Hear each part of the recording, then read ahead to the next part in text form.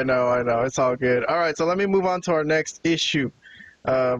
Another thing that you haven't seen, but I'm going to describe the summary for you. So here's it's Takeshita and yes. Ospreay and Ricochet. So they're in a three-way for the international title, okay? Mm-hmm. And I'm going to skip to the end to show you basically what happened. So Ricochet got taken out of this match because Takeshita gave him, like, I don't even know what you call that, like a fucking pile driver, a reverse pile driver off the ring apron onto a table. It looked pretty wicked, but that's the end of Ricochet. Thank you for coming.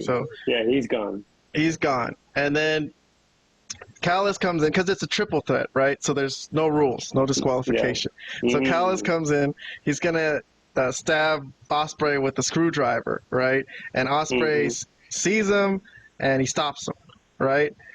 And he's gonna give Callis a tiger driver, and the crowd's going crazy. So, but it doesn't happen because a masked figure comes in or a hooded figure, and is gonna hit Ospreay in the back of the head with the screwdriver, which actually looked pretty good.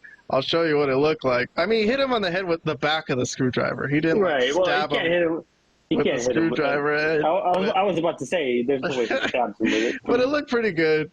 And it was Kyle Fletcher. Okay, so finally Kyle Fletcher, after all these weeks of being torn, kind of like Wheeler Yuta, actually finally listens to Don Callis and gets violent with Ospreay's like, what? I can't believe this, right? And I think that's basically the end. Takeshita gives him a knee to the face, and Fletcher pulls in the ref, and pinfall for Takeshita.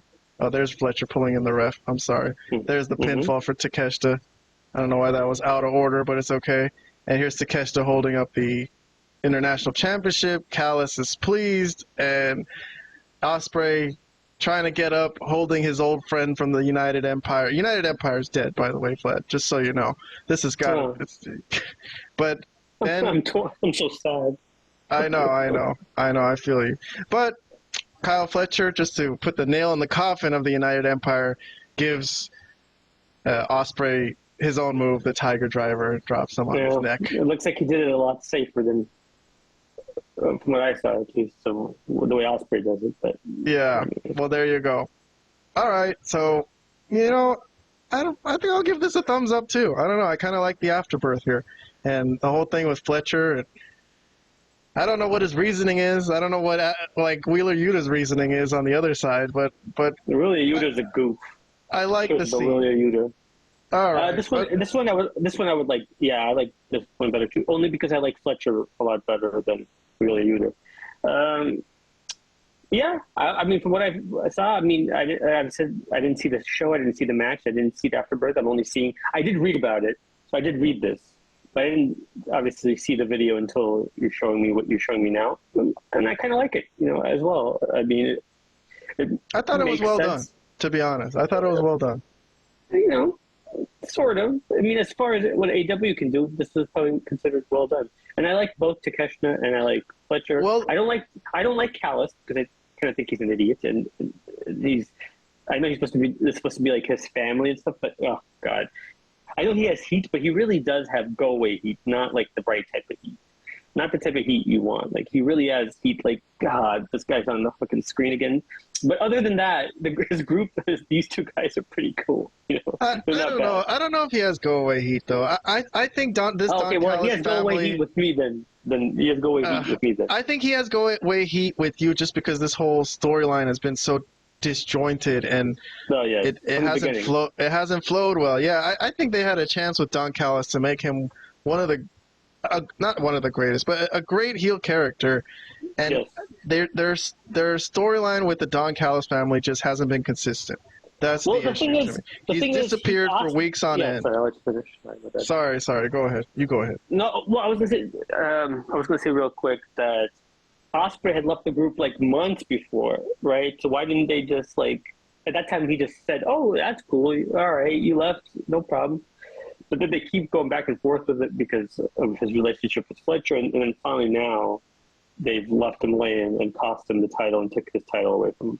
all right. I mean, they could have done this months ago, as far as I'm concerned. That would have been a lot more logical. But whatever. Yeah, I'm with you. But I am down on the Don Callis storyline, but not because of Don Callis. I think it's Tony Khan's fault that they didn't keep it going. That's my opinion. I like Don Callis as a character. I think he's fine.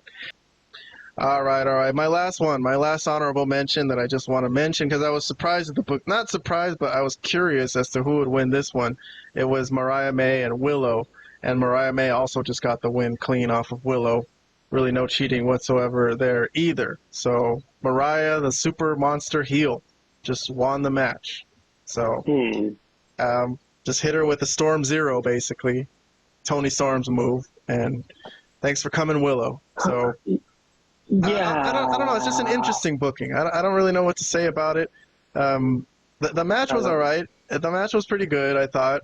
I had been critical of Mariah's heel turn, so I just, I think the way they turned her heel was kind of weird. But all right, so now she's a heel, and apparently Tony Khan loves her because he's just made her this super strong character, and she defeated Willow Nightingale clean. So that's I'll just say that I think as much as I didn't love her angle with Tony Storm, at least Tony Storm is entertaining. Now that there's no Tony Storm involved in this whole thing, I don't care what goes on with Mariah May, and I do like Willow, but I mean there was really no feud here. They just had like some pull apart in the back or something, and dude, who cares? Yeah, this was kind of weak.